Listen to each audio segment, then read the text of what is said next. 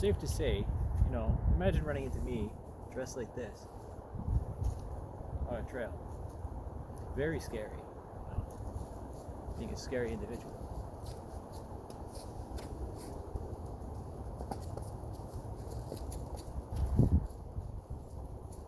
But we live in scary times, and we need scary people. We need to defend ourselves from foreign actors. It's not crazy to say these things, but if we look at the records of history, especially the means by which communism comes to play and enslaves everybody, this utopian idealism that doesn't exist and only exists in the minds of the crazy.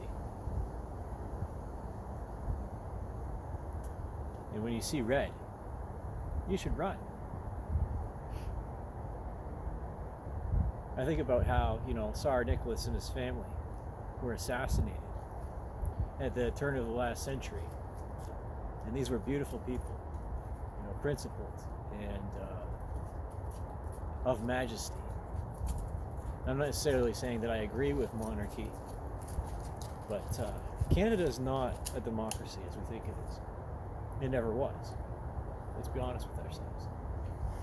Constitutional monarchy, as by definition, the Charter and Rights of Freedoms can be violated at any point in time, if I remember correctly, and torn up if the monarchy in Britain wishes it to be, or the representative, which is the Governor General. But we don't have the Governor General right now, if I remember correctly. Go ahead and correct me.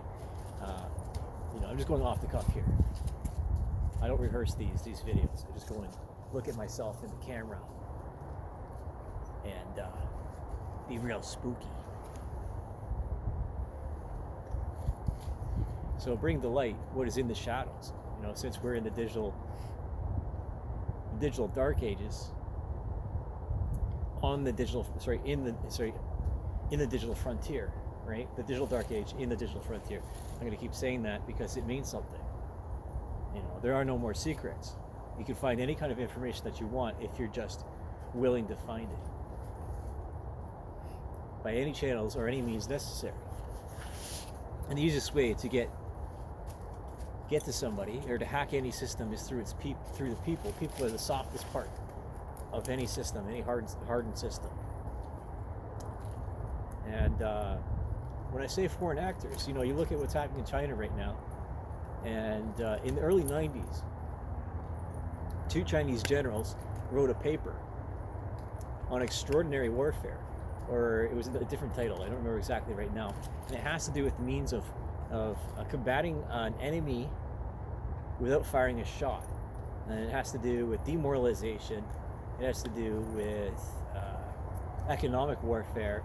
It has to do with subverting families and the institution of the family, the banking system, manufacturing, and the culture itself. So the products that we digest through the media, So you got to imagine that China's got what was the principle? This is probably old information, but 1 million man army or more.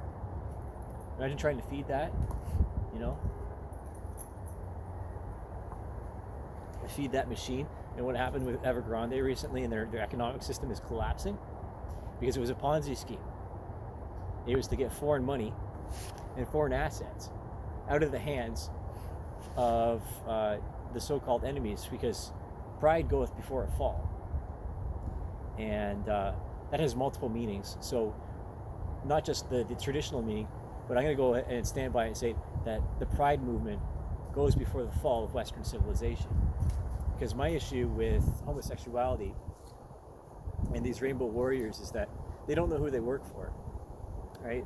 It's okay to have some of them, right? There's no point in trying to put them into an internment camp, and well, actually there is for some of them, hard labor, because decadence leads to risky behavior when you have too much of a good thing, and the dopamine burnout cycle happens, which is basically poverty of mind,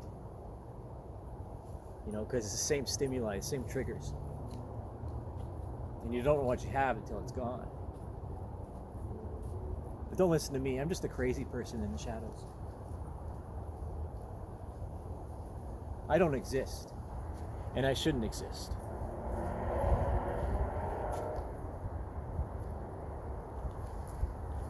You know what happens when gay people get too much power? Pedophilia happens. And I am sympathetic to these people because there's something that's happened to them in the past that has led them to be imprinted. And it's not accepted science anymore, because mental behaviors have become the spectrum by which the warrior, the rainbow warrior, the full spectrum rainbow warrior, I'm just rubbing my nose for moisture. I don't doubt my statement when I say this. I've had enough time on the internet since 1997 to observe human behavior, and that's no joke. I'm not out to insult these people. I just don't like, and I don't approve, because God wants us to create. He wants us to have children and to have good sex lives, but not at the price of society, and not at the disruption of the family, because the family is the unit. Or focus on the family. That's a Christian organization, and people are going to say, "Oh, you're a Christian fascist," or something like that, or you're a Nazi. But you know what Nazi stands for? It's National Socialism, and it's not the far right. It's actually the far left. Because fascist can be either side. It's authoritarian. It's fiscally based. Organization, top-down structure. There's just different names for it. The political compass in a circle, not a left or right kind of equilibrium. And people right now, because of the amount of stimuli that we have, there is a rampant endemic of dissociative disorders and psychopathy and psychosis. And as I've said in another video, I learned about psychosis first from a billboard outside of CCH. I'd say it was 2003 or something like that. Just waiting for a bus.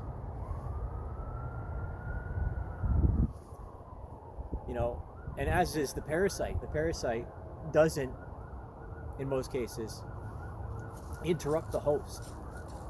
What it does is that it applies and secretes an analgesic, right, a painkiller, so that when it feeds off the host, it doesn't know it's happening.